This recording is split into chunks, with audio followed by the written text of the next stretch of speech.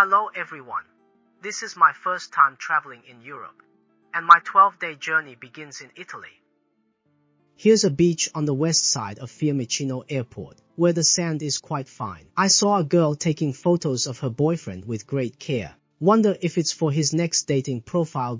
There are health-conscious beautiful women jogging here, and some muscular guys playing head-bump volleyball. It's no wonder that Italy won World Cups several times. They're really skillful.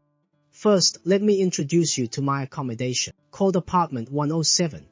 It's a one-bedroom unit with a double bed, very clean and tidy, with a large balcony and a spacious backyard. It's about a 10-minute drive from the airport, and the host personally drove me to and from there, costing a total of €40. Since it was already 6:30 p.m. and many restaurants had closed, I found this sushi place called Lindo Sushi, which stayed open until midnight. I immediately ordered one plate of every sushi item on their full-page menu. Hello everyone. I'm right now in beach of Fiumicino, which located in Rome, Italy. Can't imagine my first meal was sushi. I believe that Italians like sushi, so I've already ordered these dishes. It is a la carte, not meal set.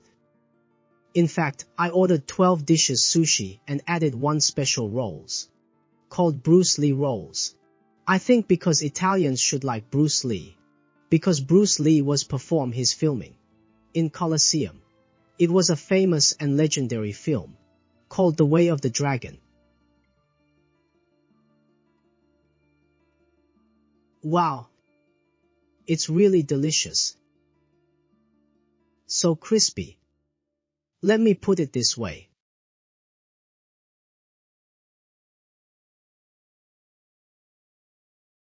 Wow, so crispy. It tastes delicious. I haven't seen this in Hong Kong before. The surrounding was tempura. It looks amazing. I just saw cucumbers. What else ingredients inside? Maybe it's tuna.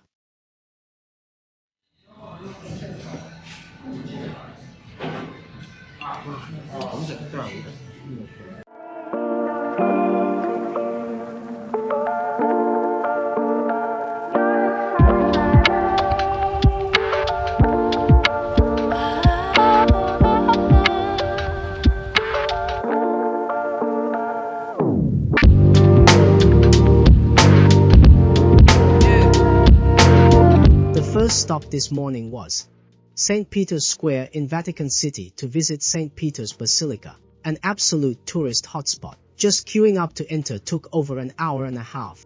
This site draws millions of Catholics annually, with many visitors happily snapping photos outside.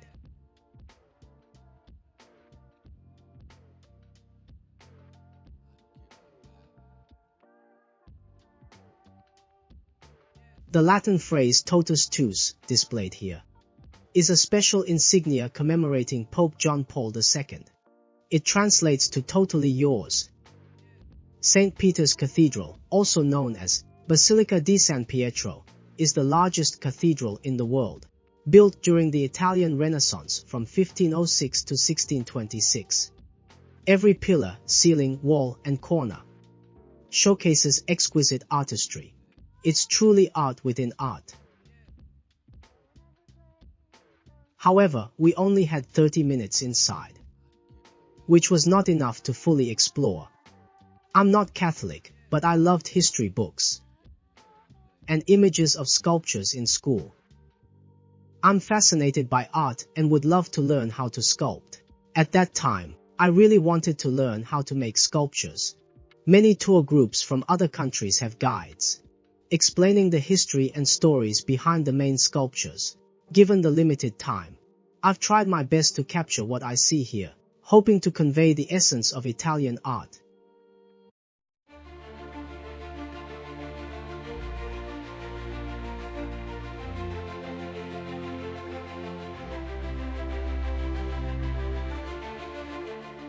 Sorry everyone. The indoor lighting was a bit dim, and the image quality from my 360-degree camera wasn't ideal. I didn't even have time to wipe the lens, and I only recorded in 5.7K, forgetting to set it to 8K. but 8K might not have worked well in low light anyway. I think the main purpose of visiting this basilica is to enjoy a sense of peace and tranquility, just like the devotees sitting here in prayer.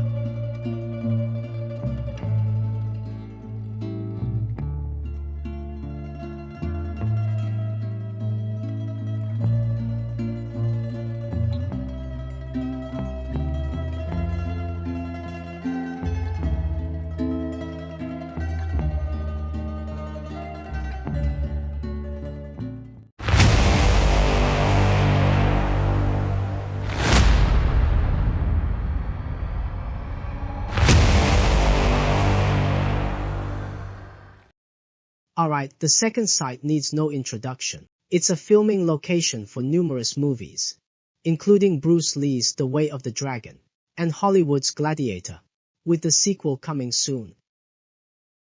Seeing the Colosseum reminded me of Hong Kong's workplace, which often feels like a battleground.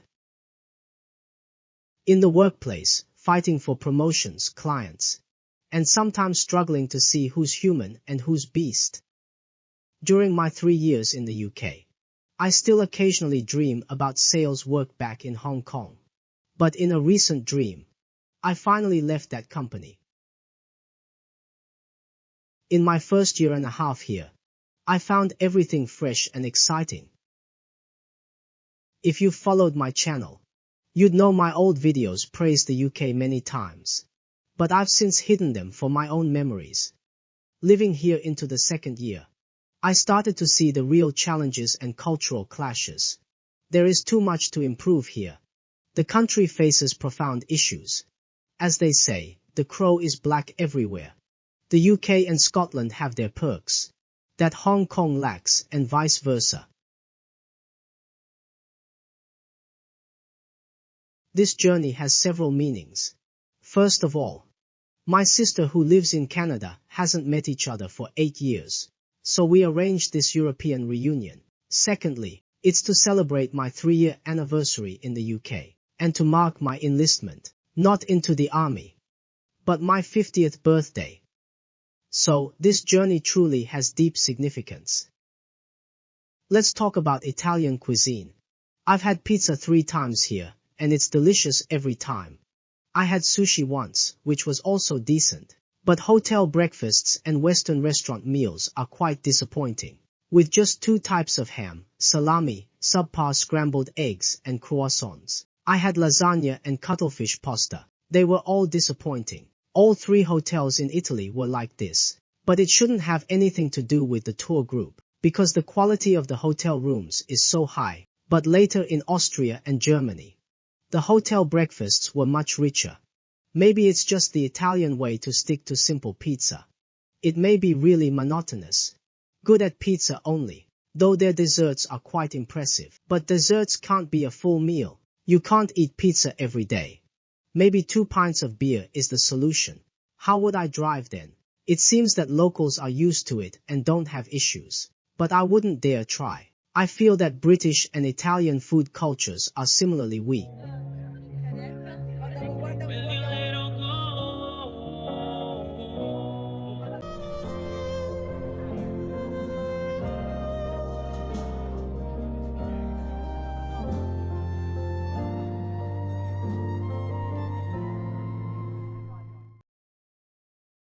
Most of the buildings of the ancient city are still well preserved, and there are fewer cars on the road, so the air feels so fresh. It's really relaxing to have a leisure walk. Perhaps Italians focus more on art, like their musicians, with many world-renowned singers, and Hong Kong people are most familiar with the famous tenor Pavarotti.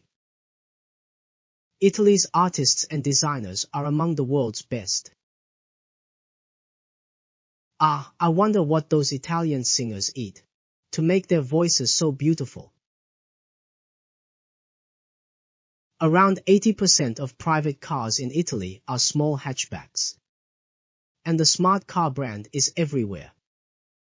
Of course, there's Italy's beloved Fiat.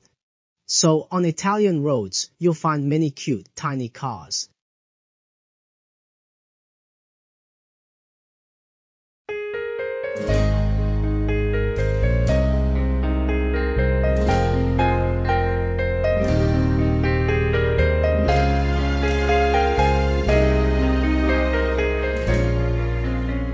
Here we are at the famous romantic Trevi Fountain. It reminds me of the TV series Triumph in the Skies and the main character's scenes here.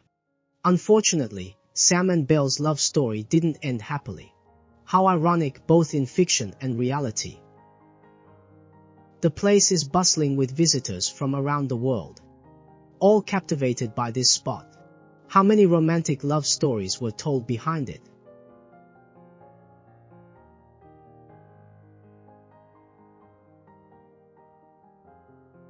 The only drawback is that the Trevi Fountain is undergoing renovations, so people can't sit around it as they did in the drama, chatting or making wishes.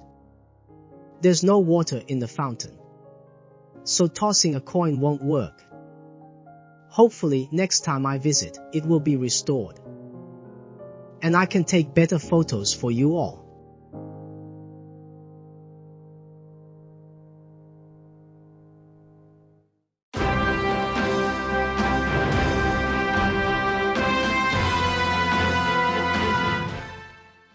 Early on the morning of the third day, we drove to Michelangelo Square to see the replica of David.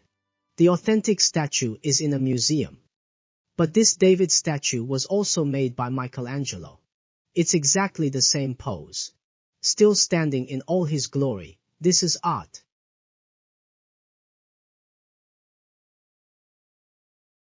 Apart from the stalls, there are lots of gatherings of bikers and vintage car enthusiasts. Probably because it's the weekend, I considered buying some souvenirs. But when I realized they were made in China, I lost interest. It's not that I dislike Chinese-made items. My 360 camera is made in Shenzhen, China. But traveling so far to Europe, I'd prefer local crafts. Buying something made in China here feels a bit out of place.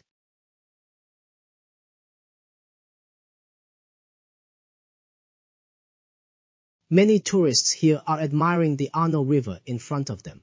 In Italian, Arno means lamb or little lamb. It is the most important river in central Italy.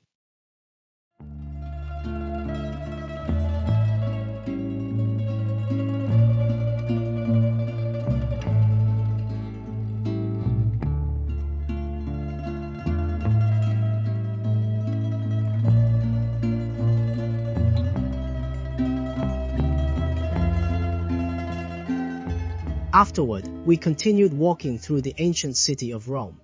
As tour buses are not allowed to enter, moving on to our next destination. Although it's filled with tourists everywhere, there were still some quiet narrow alleys, where the locals can catch their breath. Every street corner and every wall could be a work of art.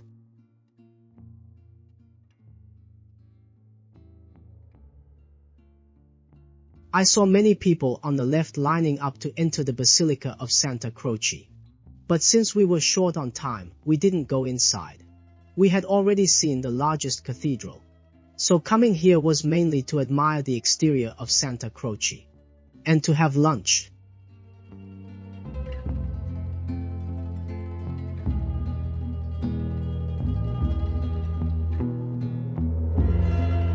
The restaurant had an outdoor terrace, and there was a large square in front of the basilica, where people can take a walk their dogs, or feed the pigeons. I mentioned earlier that the Western food here wasn't great, but the desserts are amazing. There are many kinds, and each one looks wonderful.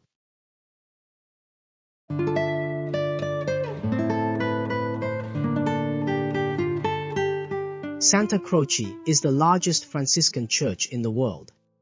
In Christianity and Catholicism, there are many different denominations, such as the Baptist, Anglican, and Methodist churches, as well as many others.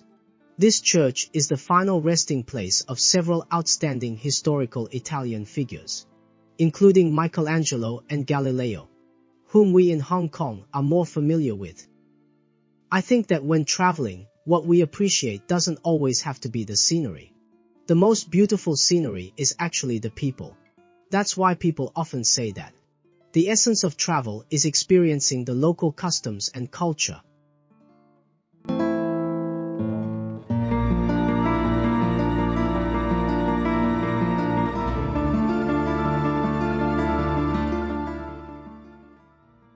After a full meal, we hit the road again.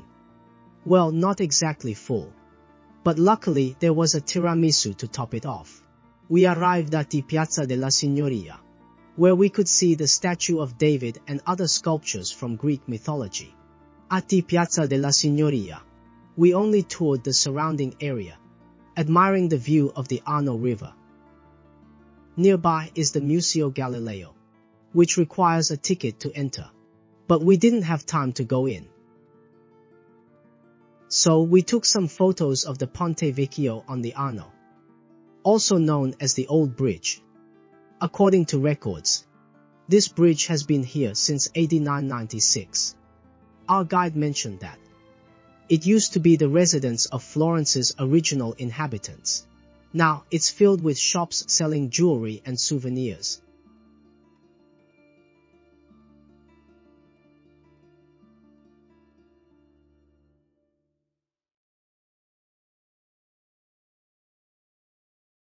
Here, you can see many painters selling their work. Who knows, some of these pieces may become renowned someday. The crowd here is smaller compared to the Trevi Fountain and St. Peter's Basilica. So perhaps for this reason, it provides a more comfortable environment for artists to create. The atmosphere here is fantastic. If I have time, I'd spend half a day here, enjoying afternoon tea by the river and chatting with artists, learning from them. I've always loved drawing, especially watercolor and sketching, though I've never formally studied oil painting.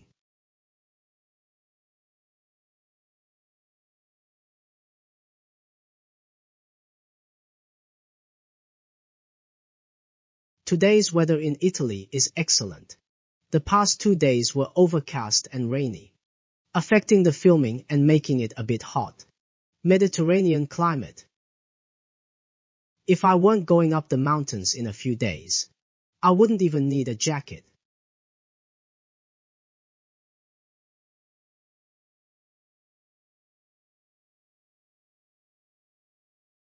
I wonder if you have ever been there before. Have you visited the Museo Galileo? If yes, please leave a message and share your feelings. I'll certainly come back. Next time, I'll visit the museum to get more footage for you.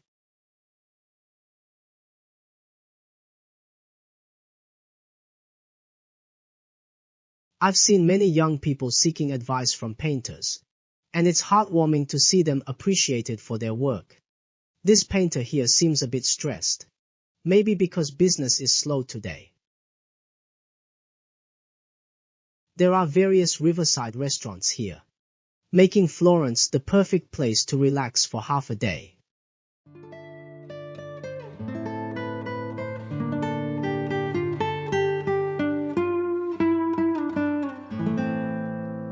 The final stop for this episode is the Leaning Tower of Pisa. We took a train-styled card, costing €4 per person for a round trip. The number of stalls here surpasses other spots, making the Pisa Tower a top attraction. I was particularly excited about. Next to the Pisa Tower is the famous Cathedral of Santa Maria Assunta, or Pisa Cathedral. Looking at these buildings, especially the domed baptistry, you can sense Islamic influences, as Italy was once invaded by Muslim forces during the Middle Ages. The cathedral was constructed in 1063 by the architect Basilica, incorporating elements from Lombard-Emilian, Byzantine, and Islamic styles.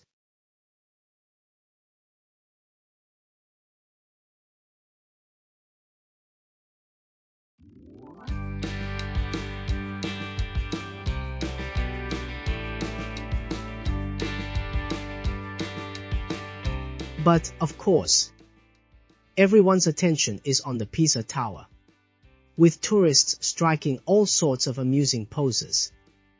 Some holding it, others propping it with their hips, The latest trend I saw is hugging it like a pillow. So creative. This Western girl here seems very excited about her photo. She does look quite photogenic, doesn't she?